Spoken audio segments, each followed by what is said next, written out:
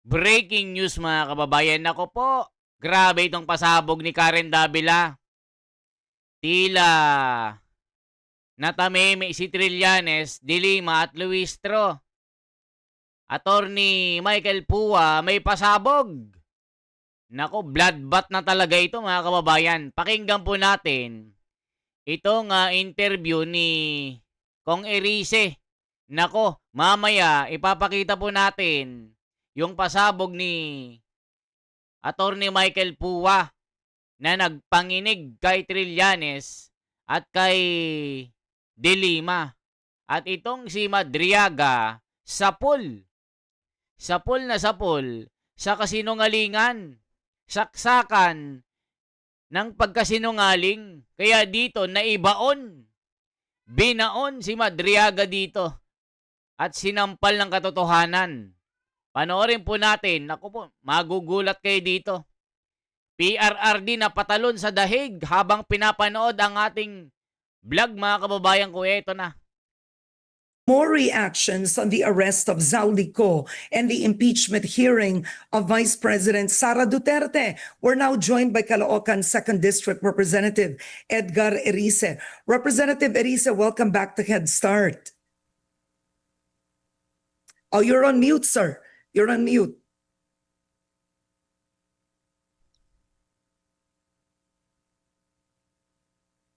Ayan na.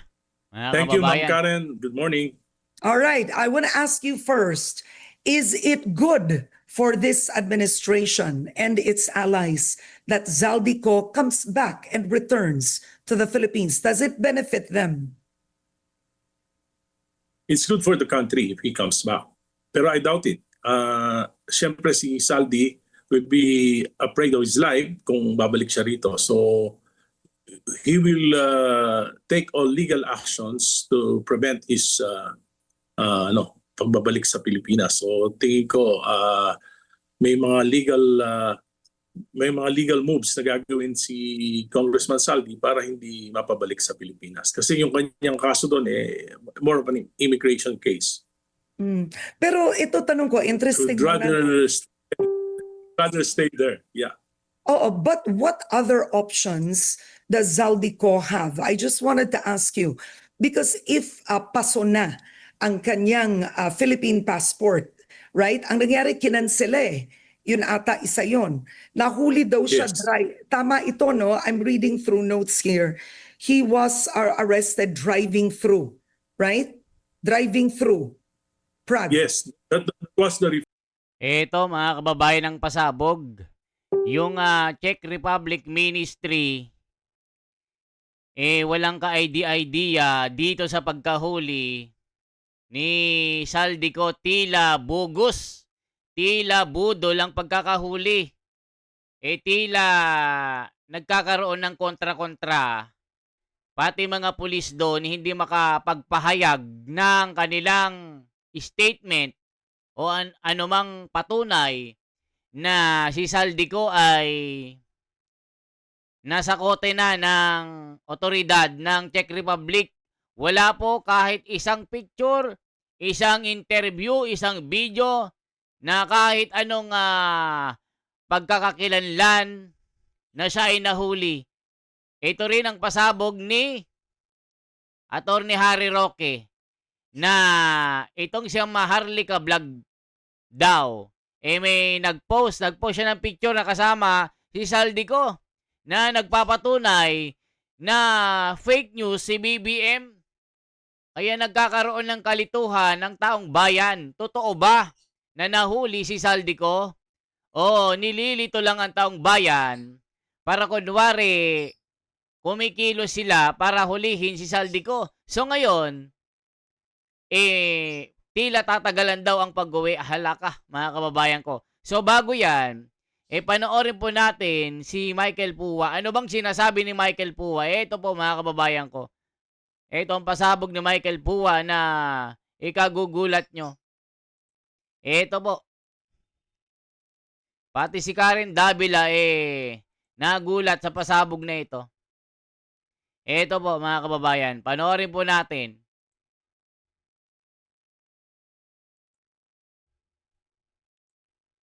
Magugulat kayo dito. Eto po. President said she wants a bloodbath. Last question, sir.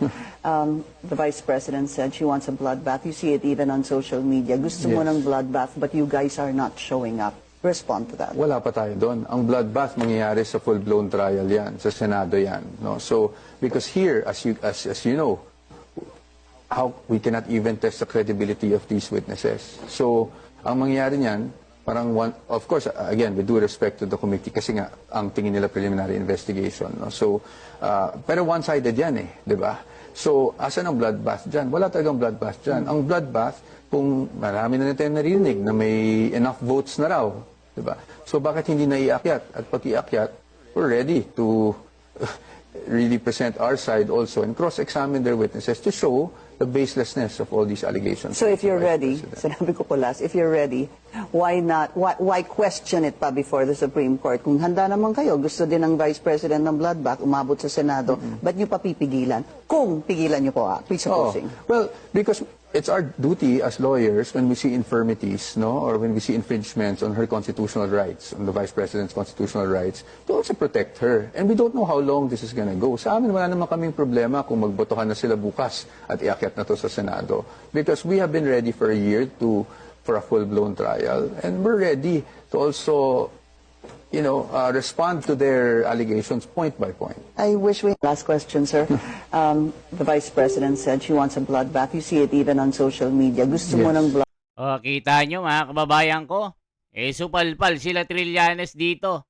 O, ngayon, ipakita natin itong kay Karen Davila. Nako po, magugulat kayo. Reports, alam may mga conflicting reports eh. Anyway, we just hope na talagang nandun na siya, naka-detain siya, and of course, his lawyers will do anything to prevent his comeback to the Philippines kasi alam niya, ang pinaka mahirap dyan, delikado talaga yung buhay niya because he will be implicating a lot of powerful people. Okay. So, number one, we don't have an extradition treaty. That is one. Number two, on what grounds can Yes. he make himself stay? I mean, what grounds would a country allow him to stay? Well, this is really an immigration matter. The Harry Roque is saying that he might apply for an asylum. So maraming legal remedies. Pero O, ayan mga kababayan na. O, ipakita ko sa inyo itong sinabi ng Czech Republic or Czech Ministry of Justice. Ano ba sinasabi mga kababayan ko? Naku, magugulat kayo. Sabi dito, ipakita lang natin yung illustration natin, mga kababayan, para hindi tayo chismosa na parang madriyaga lang. Ito po mga kababayan ko. Etong sinabi, eto. Hindi tayo nagjo-joke dito mga kababayan. Ayan no, Czech Ministry of Justice. Mga kababayan ko, eto. Makikita nyo. Diba? Makikita nyo dyan, walang impormasyon sa umano'y pag-aresto kay Saldico. Wala pa kaming natatanggap na anumang impormasyon tungkol sa nasabing individual. Nakikipag-ugnayan kami sa pulisya na kasalukuyang nag-iimbestiga sa mga pangyayari kaugnay sa taong ito. Kita nyo mga kababayan ang sinasabi dito. The Ministry of Justice has not yet received any information about the person in question. We are in contact with the police who are currently investigating the circumstances surrounding this person. Marketa Androba, Czech Ministry of Justice spokesperson. Nakita nyo mga kababayan? Tila may mali dito mga kababayan na itong sinasabi po ni Harry Roque tila totoo. Allegedly, walang katotohanan. Nako po. ang sa tingin ko, kung nakadetain talaga doon si Congressman Saldico, maganda siguro yung Blue Ribbon Committee can conduct an online investigation I see. together you- with the lawyer oo. of Mas madali yun. Nakadetain naman siya doon. So, online investigation ng Blue Ribbon para malaman natin yung katotohanan. Okay, so what you are calling on is for the Senate Blue Ribbon Committee to take advantage of the situation. Because Zaldico is now detained, Yes. they can already start the hearing kahit online. Yes. Oo, totoo yun. Kasi baka makawala pa ulit. Baka makawala pa uli o kaya ay may mangyari sa kanya. So, Okay. I Alright. think the Blue Ribbon can do something about it. Okay. Now, do you believe that Zaldico will tell all, as they say?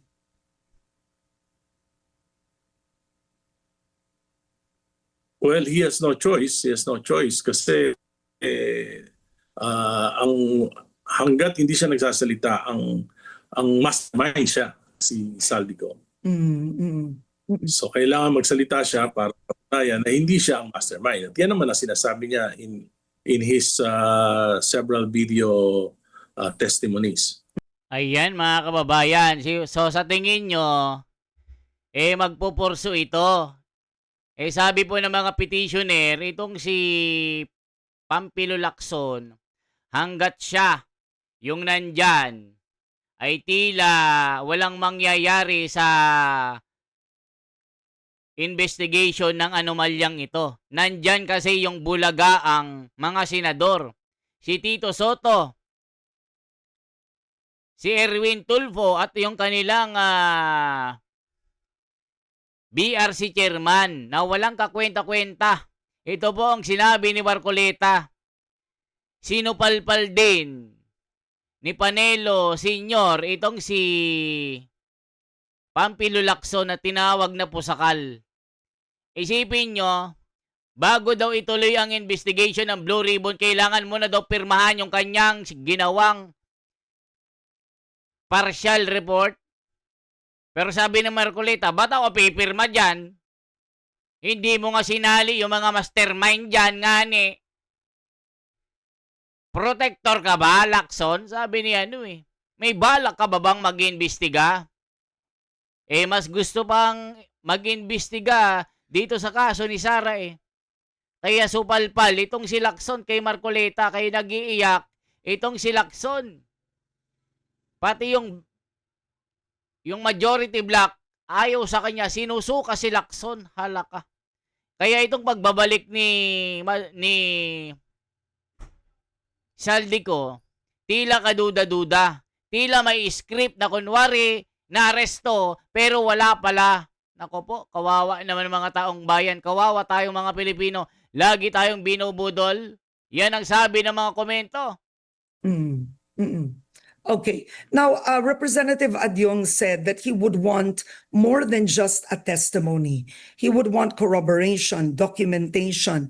Is that possible with cause accusations? For example, one of his video accusations was former Budget Secretary Pangandaman allegedly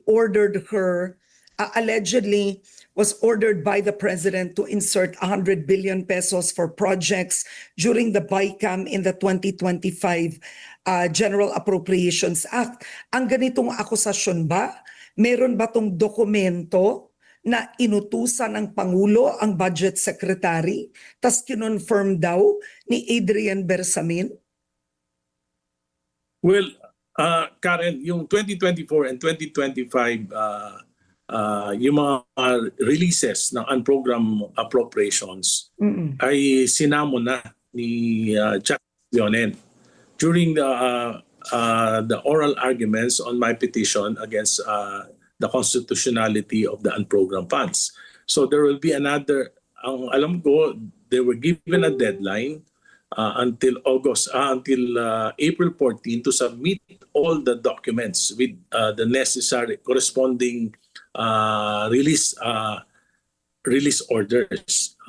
At yan ay actually we'll have another oral argument tomorrow. So diyan malalaman kung alam ng Pangulo na pinarelease niya yung budget for unprogrammed appropriations kahit Ayan mga kababayan, kasi nga dito talagang tuwirang idinawit si BBM sa si Tambaluslos dito. So marami pong nangangamba na kung sakali man totoo o hindi fake news itong pagkakaaresto kay Saldico, maganda. Yun nga lang, tila nanganganib ang pag-iimbestiga. Tila nandyan yung mga buhaya, mga gwardyado sibil, mga protektor ng mga mastermind ng maleta. Kaya dito, pinitisyon si Lacson na tanggalin na. Ibalik na si Marcoleta. O ito ang sabi ng mga tao, mga kababayan ko. Bakit ba kami hindi kasali ang minority group sa Kamara? Sabi ni Nelon Hatamosa. Sila, mga budget hearing lalo sa Kamara at may kopya sila na pinag-uusapan nila. Doon ba ang budget hearing para may iwasan ng mga magic. O, kita nyo. Syempre, pag pinatawag nila yon ngani, sila Bersamin para pinukpok ang sariling ulo, para makulong sila, hindi nila gagawin dahil guilty talaga. Hindi gagawin ni Lacson siya administrasyon dahil sa eleksyon, libre na siya doon sa gastusin nila. Gatasan ang mangyayari. Naku, sabi ni Nelon Hatamosa. Ganern, walang arrest. Naku po. So, bakit daw ngayon lang nangyari na naimbestigahan ang Confi Fund? So, ibig sabihin may alam sa katiwalian, Confi noon pa, kahit sa mga nakarang admin, Rom Padilla. Naku po, galit na galit. Tuloy pa natin. Na wala pang pondo at dyan malalaman kung yung mga flood control projects na ay pinarelease ng Pangulo na nakasaan program appropriation.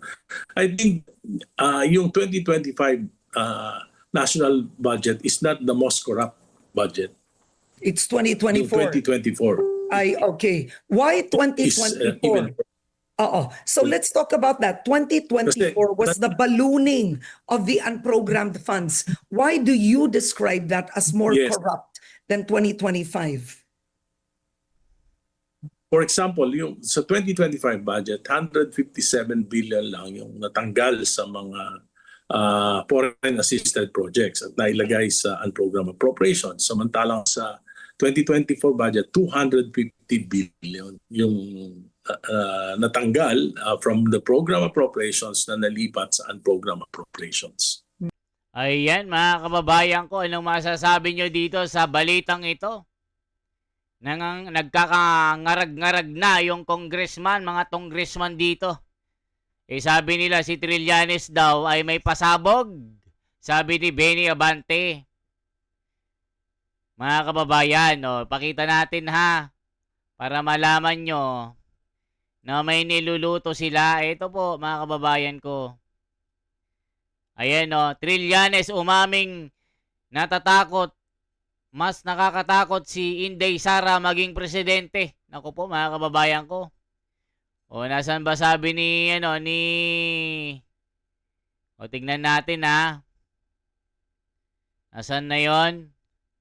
May sinasabi dito mga kababayan sabi naman ni mga kababayan ni Lacson, ayan nangingialam kay Marcoleta. Sumali ka na lang kaya sa defense panel ng Vice. Lacson tinira si Marcoleta. Kita nyo mga kababayan. Ano masasabi nyo dito? Sabi naman ni Percy Sendanya, pasado nga siya sa law school. Bagsak naman siya sa audit ng COA. Kita nyo? Yung mga maletagang galit na galit kay Sara Duterte. Kayo po maghusga dito mga kababayan ko. Anong masasabi nyo dito? Kayo nang humusga. Anong sinasabi ng mga tao? Ito po si mga kababayan. Sabi ni Abante, Trillanes may malaking ibubunyag sa hearing laban kay BP Sara.